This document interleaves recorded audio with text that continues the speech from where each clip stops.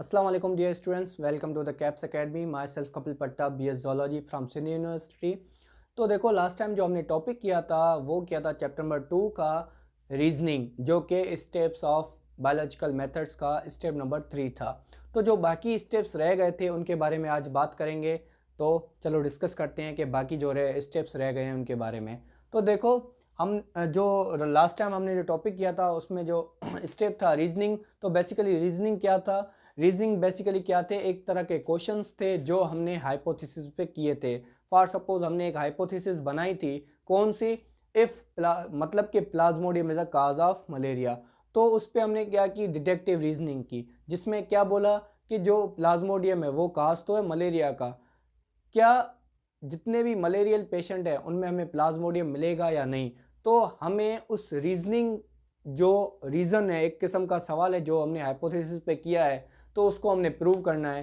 तो उसको प्रूव करने के लिए हम करते हैं एक्सपेरिमेंट। तो बेसिकली एक्सपेरिमेंट क्या होता है? एक्सपेरिमेंट एक प्रैक्टिकल परफॉर्मेंस होती है जो कि एक साइंटिस्ट परफॉर्म करता है, जिसकी मदद से क्या करता है, जो भी रीजनिंग हुई है एक हाइपोथेसिस पे उसको हम करते हैं प्रूव। ठीक है, यानी कि जो हमने हाइपोथेसिस बनाई है उसको सिंपली एक्सपेरिमेंट की मदद से करते हैं प्रूव। तो हम बात करते हैं जो भी 3-4 पॉइंट्स लिखिए इनके बारे में। ठीक है, तो पहले जो एक्सपेरिमेंट उसका वो क्या है, उसकी पहली पॉइंट ये है कि ये एक बेसिक कंपोनेंट है साइंटिफिक मेथड का। अब इसको बेसिक कंपोनेंट क्यों कहा गया है? देखो, अगर कोई भी हाइपोथेसिस बनी है, ठीक है, तो वो हाइपोथेसिस को जो है वो हमें प्रूव करना है, और वो प्रूव होगी सिर्फ एक्सपेरिमेंट की मदद से। ठीक है, तो एक्सपेरिमेंट में जो भी रिजल्ट मिलेंगी वगैरह उसके बारे में हम आगे बात करते हैं।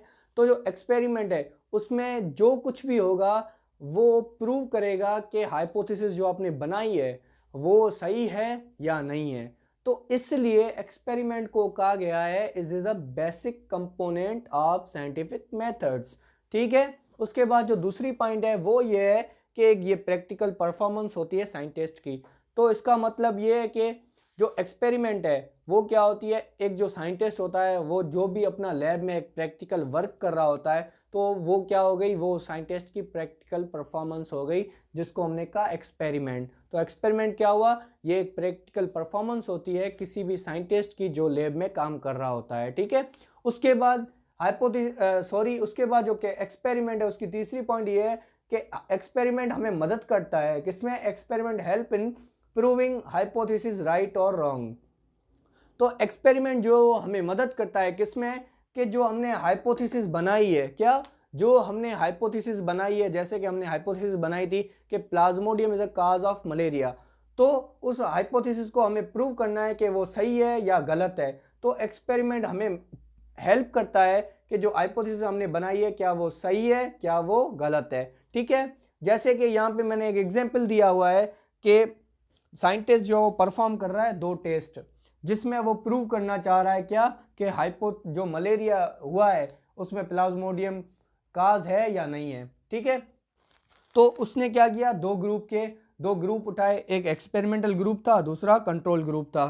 तो जो एक्सपेरिमेंटल ग्रुप था तो उसमें क्या किया, उसने 100 पर्सन ऐसे उठाए या 100 बंदे ऐसे उठाए जो मलेरियल पेशेंट्स थे। तो मतलब कि जो एक्सपेरिमेंटल ग्रुप है उसमें सारे मलेरिया के पेशेंट्स थे। उसके बाद उसने क्या किया, दूसरा ग्रुप उठाया, कौन सा? कंट्रोल ग्रुप, जिसमें उसने जो 100 बंदे ऐसे चुने जिसमें किसी को भी मलेरिया नहीं था। ठीक है, तो ये था एक्सपेरिमेंट। अब इसने किया ये एक्सपेरिमेंट, उसके बाद फॉलो होता है नेक्स्ट स्टेप जिसको हम बोलते हैं रिजल्ट। तो हमें जो भी इस एक्सपेरिमेंट में मिलेगा वो बेसिकली क्या होगा, वो होगा रिजल्ट, जो अगला नेक्स्ट स्टेप है। तो अब हम यहां से बात करेंगे नेक्स्ट स्टेप की, जो है रिजल्ट। तो जो भी हमने यहाँ परफॉर्मेंस दिखाई एक्सपेरिमेंट में वो सारी रिपोर्ट करते हैं जिसको बोलते हैं रिजल्ट। ठीक है, तो रिजल्ट क्या है? तो रिजल्ट बेसिकली क्या होता है, ये एक तो 5 स्टेप होता है, 5वां स्टेप होता है जो एक्सपेरिमेंट के बाद फॉलो होता है। ठीक है, तो इसमें होता क्या है, बेसिकली रिजल्ट वो होती है जिसमें हम जो भी एक्सपेरिमेंट में काम किया है हमने, मतलब कि जो भी हमने जो एक्सपेरिमेंट है उसके अंदर ऑब्जर्वेशंस किए हैं, जो भी उस एक्सपेरिमेंट की मदद से हमने डेटा कलेक्ट किए है, उसको हम क्या करते हैं, एक शीट पे रिपोर्ट करते हैं, मतलब कि रिकॉर्ड करते हैं, लिखते हैं। तो बेसिकली रिजल्ट है क्या? रिजल्ट क्या है, एक किस्म की रिपोर्ट होती है जिसमें हमने बताना होता है कि हमने एक्सपेरिमेंट में क्या क्या ऑब्जर्व किया और हमें इन एक्सपेरिमेंट में कौन कौन सी डेटा मिली है।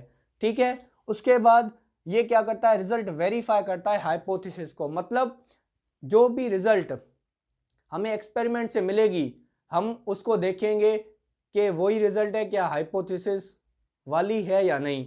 तो ये इस वजह से इसको लिखा गया है कि रिजल्ट जो है वो वेरीफाई करता है हाइपोथेसिस को। जैसे कि सिंपली हम देखो डॉक्यूमेंट्स हैं, कहीं सबमिट करवाना होता है तो वो क्या करता है, वेरीफाई करता है। वेरीफाई में क्या करता है, वो डॉक्यूमेंट्स हमारे चेक करता है कि वो हमारी जो रिक्वायरमेंट्स थी उसके हिसाब से क्या वो डॉक्यूमेंट्स लेके आया या नहीं।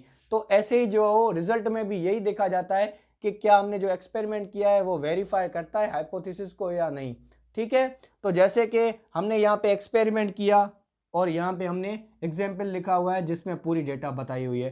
तो एक्सपेरिमेंट ये था, इस एक्सपेरिमेंट से हमें जो भी मिला वो सारा हमने क्या किया, रिजल्ट में लिखा। तो एक्सपेरिमेंट में हमें क्या मिला कि जो पहला ग्रुप था एक्सपेरिमेंटल ग्रुप, उसमें जो भी मलेरियल पेशेंट थे उनके पास प्लाज्मोडियम था।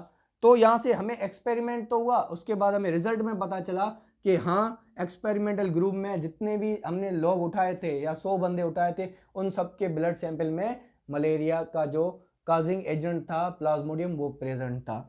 उसके बाद दूसरा ग्रुप था कंट्रोल ग्रुप, जो हमने उठाया जिसमें सारे हेल्दी पर्सन्स थे। ठीक है, वो क्या थे, वो फ्री फ्रॉम प्लाज्मोडियम। तो वो हेल्दी पर्सन्स थे, उनमें कोई भी प्लाज्मोडियम मौजूद नहीं था। तो क्या हुआ, हमें रिजल्ट से पता चल गया कि हमें एक्सपेरिमेंट में क्या मिला कि जो वो हेल्दी पर्सन्स थे उनके पास उनके ब्लड सैंपल में प्लाज्मोडियम नहीं था, और जो एक्सपेरिमेंटल ग्रुप मतलब जो इन्फेक्टेड थे जिनको मलेरिया था उनके ब्लड सैंपल में हमें प्लाज्मोडियम मिला। तो यहाँ पे दो मतलब कि जो रिजल्ट हमें पता चला जो एक्सपेरिमेंट में हमने किया वो। ठीक है, उसके बाद नेक्स्ट स्टेप होता है वो होता है कंक्लूजन। तो कंक्लूजन में हमें ये बताया जाता है कि हमने जो भी 5 स्टेप किए जिसमें observation, hypothesis, experiment, result, reasoning सारी हुई, तो इस कंक्लूजन में ये देखा जाता है कि जो हमने एक्सपेरिमेंट से रिजल्ट निकाली है क्या वो हाइपोथेसिस से मैच करती है या नहीं। बस कंक्लूजन में सिर्फ यही होता है। ठीक है, तो नेक्स्ट स्टेप की बात करते हैं कंक्लूजन की। तो ये बेसिकली क्या होता है, फाइनल स्टेप होता है इसका साइंटिफिक मेथड का। इसमें क्या किया जाता है कि जो भी रिजल्ट हमें एक्सपेरिमेंट से मिली है और जो हमने हाइपोथेसिस बनाई है उसको एनालाइज किया जाता है। मतलब कि जो रिजल्ट एक्सपेरिमेंट से बनी और जो रिजल्ट हमने कहाँ से ली, जो हमने हाइपोथेसिस बनाई है ऑब्जर्व करके, तो उन दोनों को यहाँ पे किया जाएगा एनालाइज। ठीक है, तो एनालाइज किया जाएगा।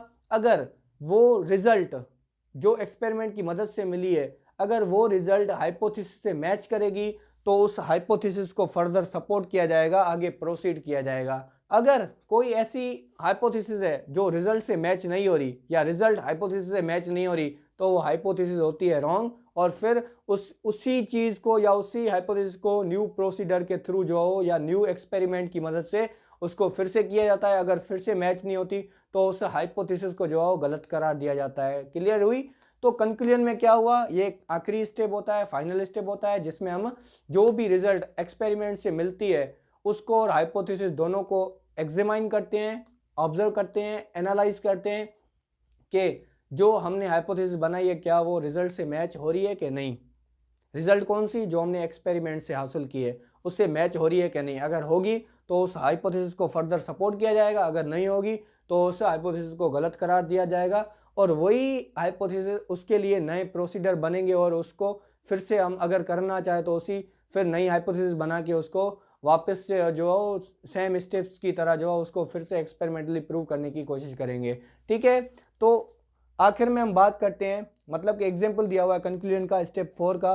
तो ये है कि कंक्लूजन क्या है, तो लास्ट में यहाँ पे ये कंक्लूजन बना क्यों, क्योंकि यहाँ पे जो रिजल्ट थी और हाइपोथेसिस थी वो दोनों मैच हो रही थी। तो उसके मैच होने पे क्या हुआ, उसको एनालाइज करने के बाद कंक्लूजन क्या बना, कंक्लूजन ये बना कि जो मलेरिया है उसका काज प्लाज्मोडियम ही है। ठीक है, तो हमारा लेक्चर यहाँ पे ख़त्म हुआ और हम जो बाकी जो भी इस चैप्टर के लेक्चर्स 1-2 लेक्चर्स बनेंगे उसके बाद हम चैप्टर को डे करेंगे।